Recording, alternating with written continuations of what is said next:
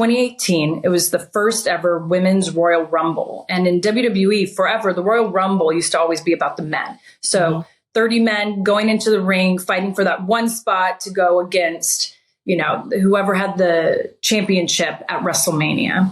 So 2018, they finally started one for the women. And I was 8 months postpartum. I had my first child, Birdie, and I got the call. They're like, Brie, we want you to be in the Royal Rumble. And I'm thinking 8 months postpartum. Wow, I mean, yeah, that's time. Like, to some people, they're like, well, 8 months is 8 months. But for me, like, my mindset wasn't in wrestling at the time. I'd retired to have her. And I was still with the company doing ambassador work. But I, you know, like, there's a new book now. Yeah. You know, you have to get in shape, like, and not just in shape physically, but then I have to get in ring shape. And just so many things were going through my head. But I'm like, F it, yes, I'll do it. And then after the call, I was like, okay, let's figure this out. How are we going to do it? And I'll never forget. So I brought my daughter with me because at the time, my husband was still with the company. So he was on the show. And it happened to be that weekend she started to have one of her sleep regressions. Of course she did. You know, timing. I was up all night. And I was so concerned because we're in a hotel and I knew like there was these wrestlers by us and I didn't want anyone to be awake. I probably breastfed the whole night. Yeah. Just keep her quiet. You know, just right. And I'm such a people pleaser. So I always think about everyone else. So I'm just like, and I actually have this picture of my husband and I and her laying in bed. And we just look like, I mean, you could just tell we're so exhausted because I was like, I need to document this moment. And I was on probably maybe 2 hours of sleep and we went out and I had not only the most incredible time, but my reaction when I came out from the fans, like game over. It, like just that moment right there, I had never felt so empowered before. But the way I got in the ring, performed, the way the women, they were so supportive of me and, you know, where I was at in my life. And it was just this moment. I'll never forget it. And I took a moment in the ring to just like look around at the sold out stadium. And it was a really incredible moment. And that moment made me feel like, you know, I could do this. I can go back to the ring. I could still be a mama. I could do this. Like it's in me. And it did. And that triggered for me to end up making a comeback to WWE, just a short storyline, but still, you know, and I'll never forget that moment. It was a really surreal moment. That's incredible. Amazing. We talk about, Arielle and I talk about a lot about after you become a mom, you feel like it's a superpower, really. Like you feel like you can go and do anything after that, right?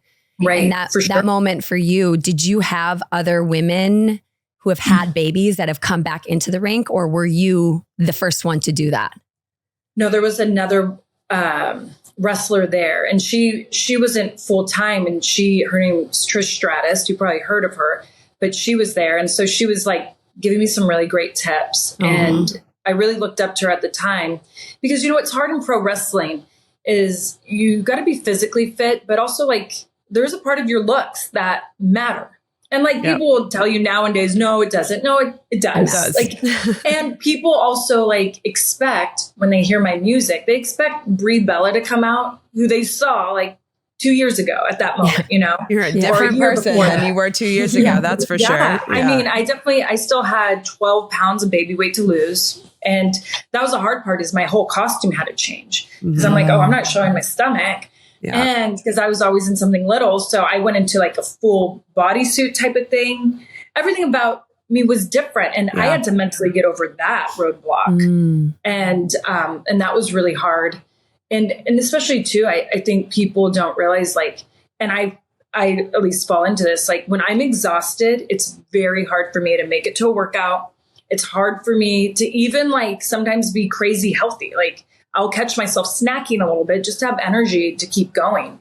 So I was in it at that time. So there was like a lot going on in my mind of just like physically, I don't look what everyone will want. And like mentally, can I pull this off? So, but the fans' reaction told me everything that how I look and they were just happy for me to be there. And that made me feel so great. And it made me feel like, okay, like I can do this, you know? Yeah. I think I remember being back in that world of up all night and thank goodness I'm past that point in my life right now. But I remember being in that moment and thinking how incredible, how much you can accomplish on such little sleep. As athletes, like I remember being like, oh my God, I need 8 hours of sleep. If I don't have 8 hours of sleep, I'm not going to be able to perform. Yeah. And now last 8 years having 3 girls, like you get what you get and you don't throw a fit. Like you just do it. Exactly. And you just go on. I agree. And I feel like too, the one thing I've always appreciated about athletes is that I feel like we kind of give women this type of confidence that, you just do the best you can.